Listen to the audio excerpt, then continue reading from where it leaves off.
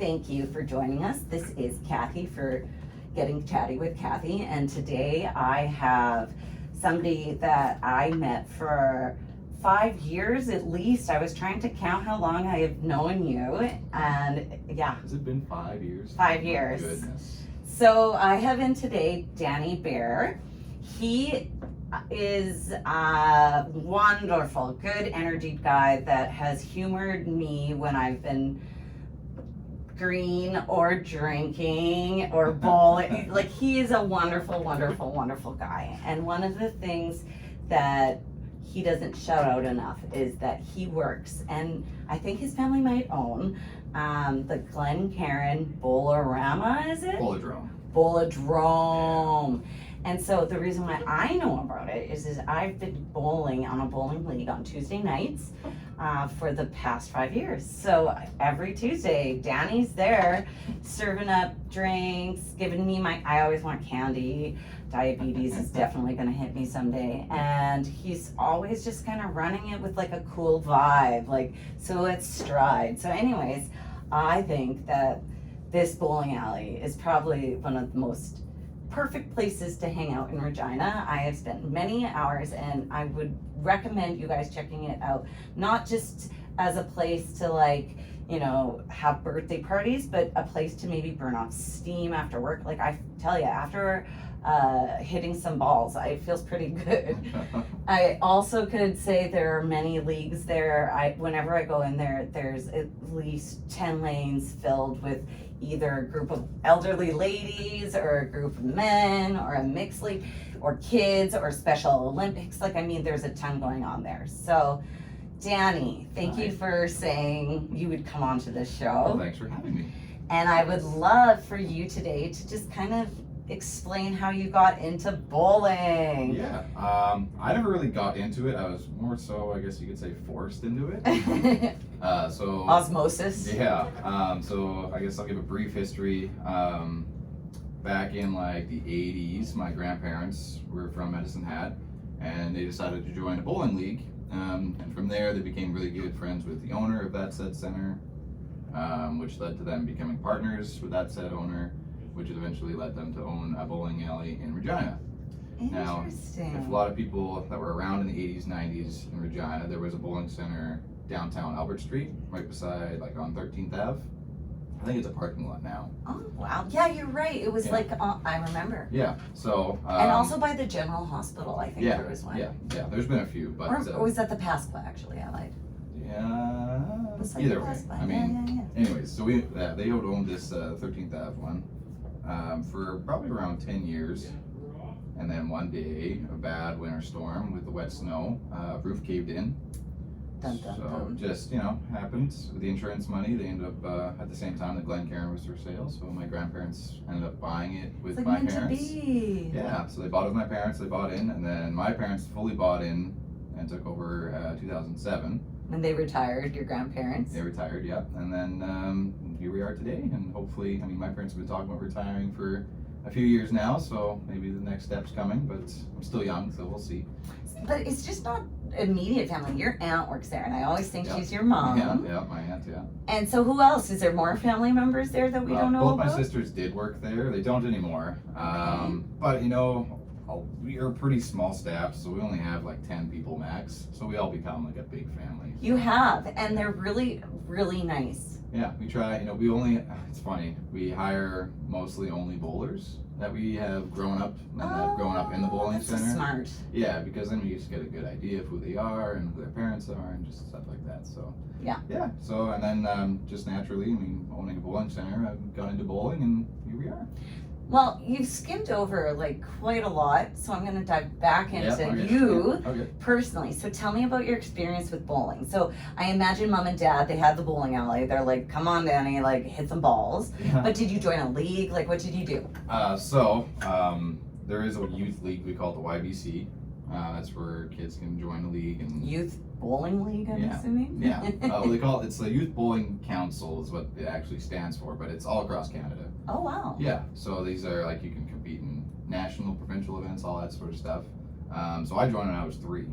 Oh, Yeah, you could so like it's- almost like barely walk. Yeah, exactly. Yeah, it's I could bowl and walk at the same time. So yeah, from there I became a bowler. I actually quit for a while because I wasn't feeling it, and then one day just kind of realized I wanted to go back, and then haven't looked back since. And Really? since then I've been to every province in Canada because of bowling, competing nationally. Yeah. So it allowed you to like really experience the whole country Yeah, really. A whole by country. competing. Competing, yes. So So I'm assuming like, is there like teams in Regina that go to like, Yeah. like, and you compete just like anything else? Yep. And so it goes to provincials where you compete against Saskatoon, PA, all them, and then ends up hopefully going to nationals where you compete against every province. Oh, So I've gone as when I only went twice to nationals as competing as a child, and then in the adults, that's where I've kind of shined a little bit. I've been to over like 10 nationals. I've been competing. wow. Singles. So you're good. I'm okay. I'm okay. So what's your score for a single? I normally average about 260. So this is 5 pin. That's like 5 pins. So I don't know how that works. Yeah. So comparatively to like 10 pin, what would that be like then? It's hard to compare. Yeah, I mean, the you're scores right. are so different. I mean, I have both 10 pin. I averaged about 190 in a league. Oh my gosh. That's okay. My average is like, I try for 120. Yeah. Like, and I'm like, yes. But no, it's 5 pin where I excel, and it's where I've competed most. Nationally. So is there even international bowling? Not for 5 pin. 5 pin is just Canadian. Okay, yes. Yeah. I've heard this. Can Yeah. you tell us about the history of 5 pin? I don't really know a whole lot. I mean, there's just so much. I stem right? from here, right? Yeah, from, well, in Canada in general. There was, from I've gathered from all my research is that there was an owner of a 10 pin alley back in Ontario 100 years ago or whatever it was, and his seniors would complain that the balls were too heavy. So then he created 5 pin bowling, and it took off from there. Interesting. So I find 5 pin actually more difficult than 10 pin. a lot of people do say that. Yes, I find it's a little bit more of a skill game. I mean, they both are skill games, but it's just They're spread so far apart. Right, It's like yeah. just such, it doesn't hit all at once Yeah. as much as it does with the 10 It's pin. definitely a little bit harder. Yeah, it's more of a technique to it. but it's- Yeah. So that's cool that you like bowling, but I know owning a business and liking bowling, like that's kind of different. Can you explain? Yeah. Actually, it's funny because this year my life has kind of changed dramatically. I've had a child. I have a beautiful daughter, yes. She's 10 months now. And when I was younger, in my teens and just in my 20s, it was like I want to bowl in everything. I want to compete in everything.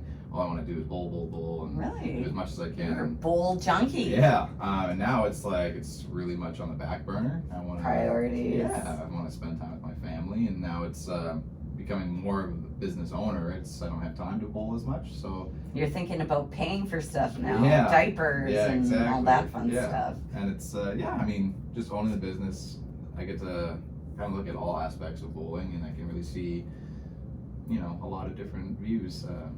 So Regina has actually quite a large bowling community, which I didn't know about 5 years ago. So, like I said before, there were people that were of all age groups. Can you kind of just explain what communities show up at a bowling alley? Because quite frankly, it's a mix of everything. Honestly, it's everybody. Everybody can bowl. Anybody can bowl. For our leagues, we do children, seniors, and then we do mixed leagues. So like nighttime mixed leagues is a great social hangout. Just something for people to do, have a couple drinks. That's what I like to do for Yeah. sure. Our senior Especially, leagues, I gotta say, in the winter months. right, yeah. There's not a lot to do in Regina, especially in the winter, right? So I mean, bowling is kind of one of those activities that's just in the city, right? And I love to have that part of my routine because it makes a commitment to myself in those winter months not to hibernate that night. And that was the motivation for my team. Okay. It was yeah. Alita, Chad, and I, and we were like, we must have been all out one night together, and we were just like, man, we're boring. Like, we should do something in the winter. I have watched too much TV. And so we started to go, and it really, like, the evenings are a lot more fun now that we're doing that, and it makes the week a little more entertaining. Honestly, it kind of feels like a cult sometimes because like not everybody bowls, but only a few people actually want to bowl a league because it is a big commitment. You gotta think it's like 30 weeks out of the whole year that you're coming every week. Some people come twice a week, and it's Yeah. it's and it's. but it's a great way to meet people, and it's always fun, right? So it's Even just this past weekend, I went to Janet's wedding Okay, because yeah, she got, yeah. and I met her through bowling. Like, it definitely has been an interesting and fun way to meet different people that I wouldn't normally hang out with. right, yeah. So you're changing to be now the dad, and like, how does a family business transition when, you know, like your parents are getting older? Like, do you guys talk about that? Do you guys go to family business conferences? Like, how do you guys manage? I'm serious. Like, people do that, and I think it is maybe a really good idea, because with family, it can be tricky.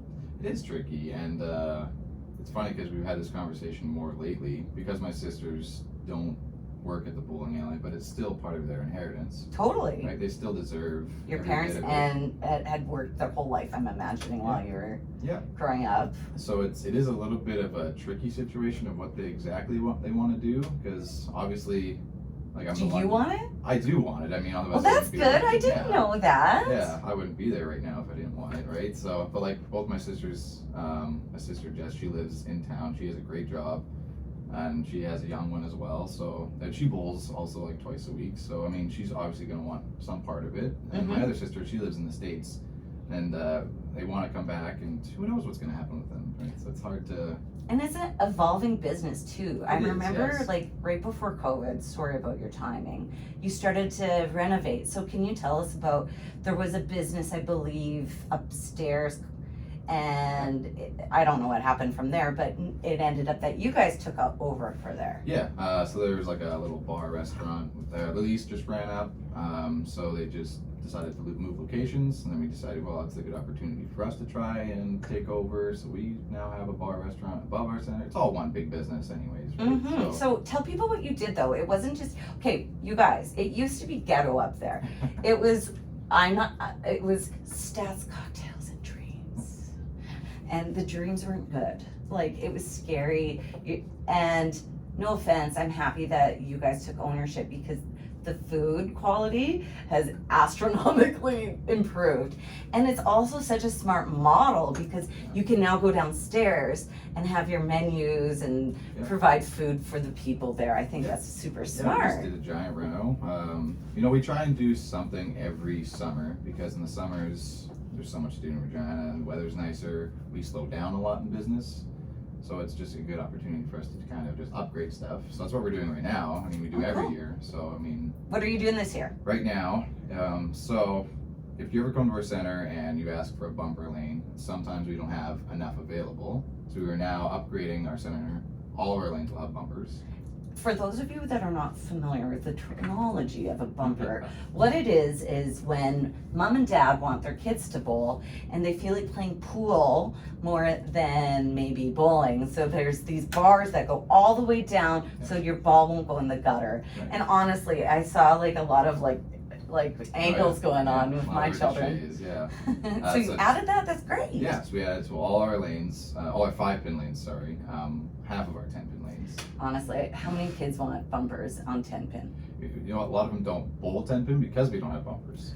So, I mean, you know, hopefully hopefully they go over there. And they have that metal. We do have a metal ramp that helps. Yeah, we're also getting a couple new ramps. They're going to be. My kids were using them. They liked them a They're lot. going to be dragon themed. We got colorful ones. Yeah. Ooh, that's so cool. And then for a lot of people who also have been in our center, we have really old 10-pin machines. These things are like 70 years old. And last summer we had upgraded to half of our center to be string machines. Which But are you should new. explain the difference too. Yeah, so the old machines are all free fall. They just hit a pin, they fall down, and then the machine sets a whole new rack, whereas these new string machines, everything's string-based system, so it's a little bit different, but the same. Well, now we can blame it on the strings instead of the wax. Yeah, so it's just, it's in a maintenance aspect of a business, a lot less, right? Huge investment though, I imagine. Yes, yeah. I actually got to go back once. I don't know if you took me back with Alita, I think. Maybe, yeah, might have been. And I had no idea. Like, those machines were huge. Yeah, The 70-year-old ones. And Yeah, all of the yeah. components, like, that's a lot of things, mechanical pieces. Oh yeah, it's I think they say it's like 50,000 moving parts, something on each machine. So Really? oh yeah, it's like, honestly, it's like looking after a really old car times all the lanes. All the lanes, yeah. And we had 14 lanes of them, so it was like looking after 14 really old cars that you try and keep in shape every day. Yeah. So in a business aspect, that's why we went to the brand new string machines, because we virtually have no problems with these machines. Yay. Which is awesome. So what do you do with the old ones? we just toss them. Oh, Yeah, they really have their due. Yeah, they've definitely got their money's worth out of them and everything. So this summer we're getting the rest of our lanes to be string machines. So that's exciting. Yeah. No more like gutter stuck ball things. None of that nothing, anymore. No, yeah. So our favorite lanes might expand now. Yeah. Interesting. So have you watched the technology advancements of bowling through your whole life? Like a little, yeah. Just paper and a pen. Yeah, it's a good paper and pen example. Because there used to be giant projectors on the 10-pin side. Oh, when you're on a competition, right? Even just normally, like there used to be no automatic scoring. You have to do it all yourself. So they would have giant projectors, and you'd have people that are writing down the scores so you could see on the projectors. So can you do that properly? Oh yeah, it's just math. It's all just math, right? So a strike, you get a double, the 2 boxes, and a spare, you get 1. Right. Yeah. I have to remember my math. I'm happy the computers do it because I'm in no condition to do math usually by the end. Yeah, so just automatic scoring was one thing. You weren't at our center when we did our old big reno.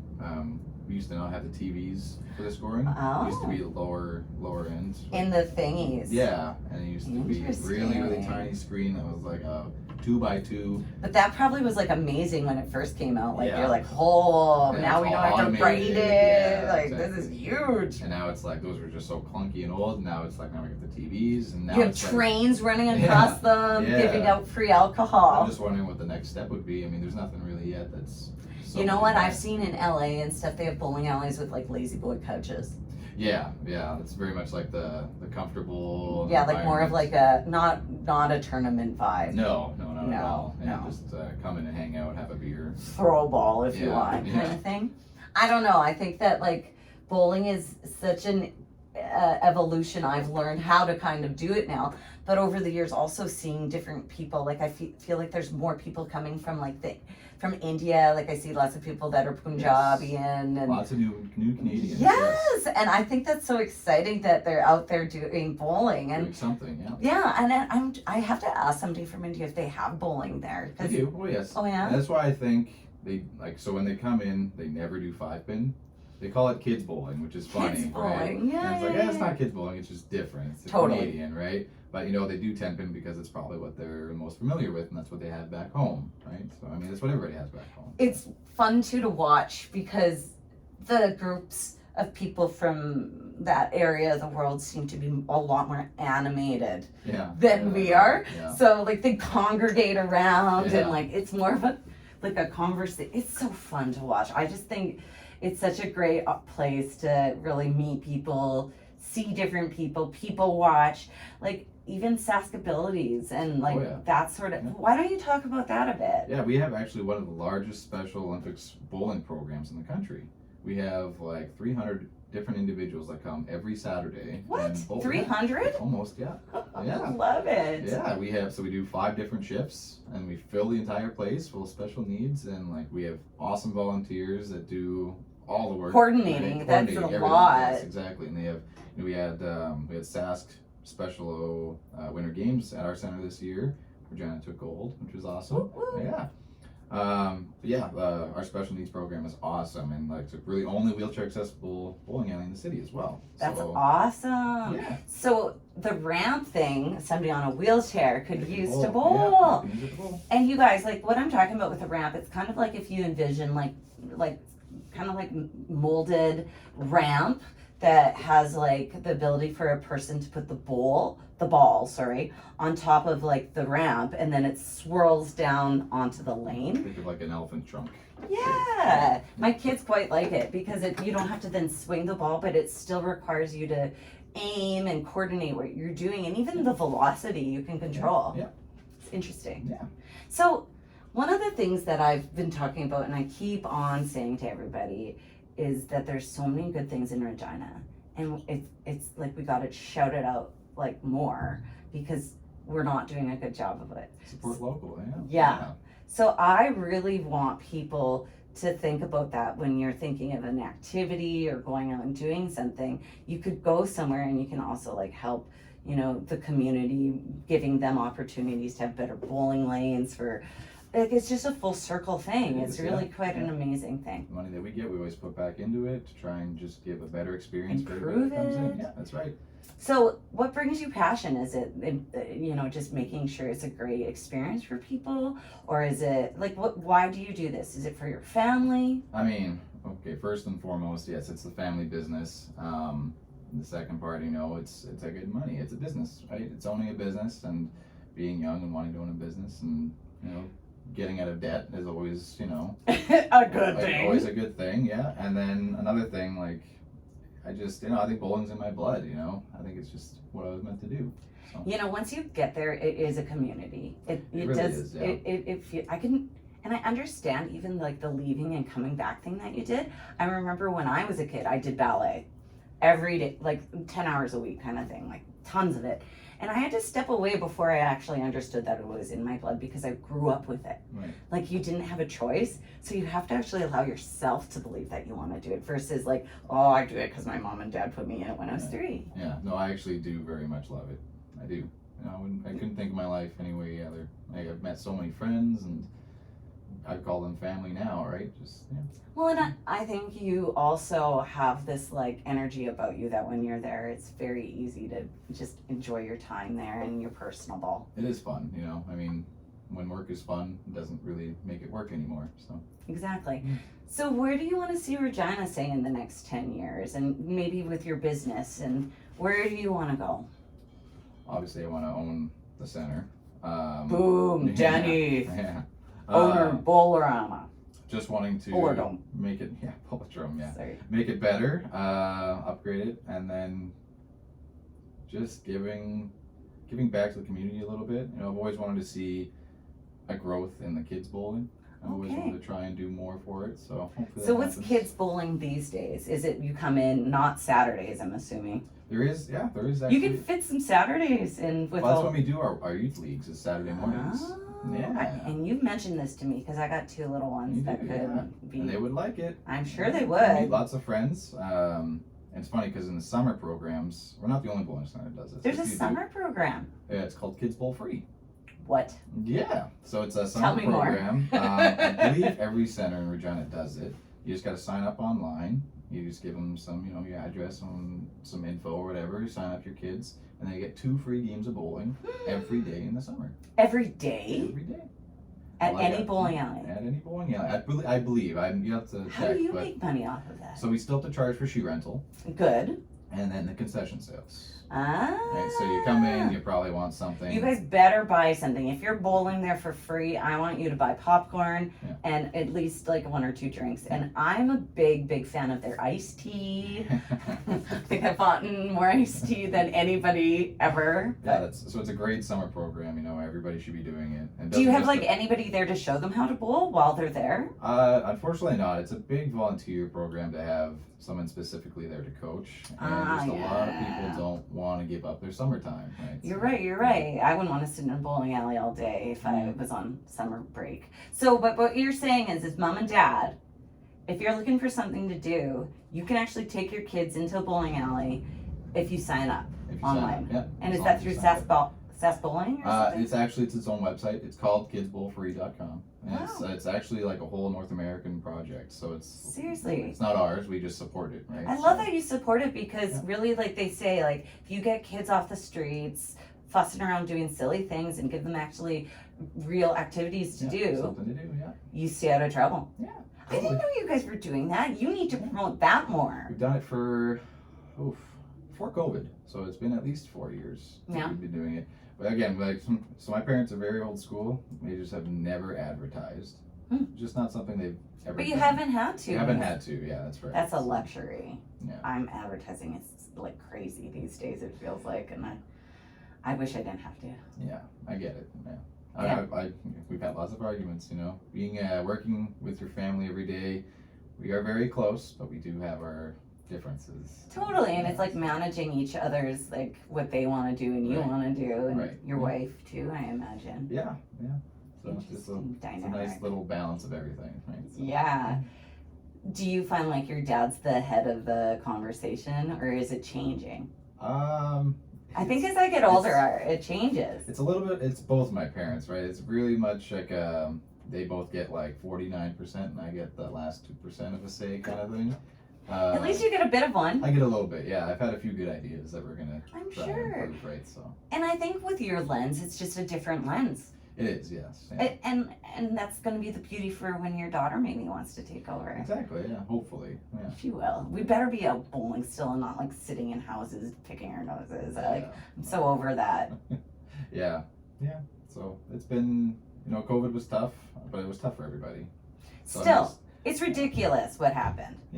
But I'm just glad that we had a nice comeback, and we have a lot of loyal league members like yourself that all wanted just to get back, and yeah, we're back in full swing, so it's awesome. Well, on that note, I should promote my league, I think. Tuesday nights. Tuesday nights mixed. We play 10-pin. It's super fun. We have a group of people, lots of people from all over the city that just come out and want to hit some balls and laugh and have a good time. We're always looking for more teams. It starts at 7 p.m. and it costs $20, but that $20 gets you actually more than just the game. That's right, yes. Right? Yeah. Like, how does that work? We get a kitty or something like that? Yeah, I can explain a little bit. So, okay, first off, leagues may seem very intimidating. However, this league is strictly just like a fun league. There's not really any competition for it.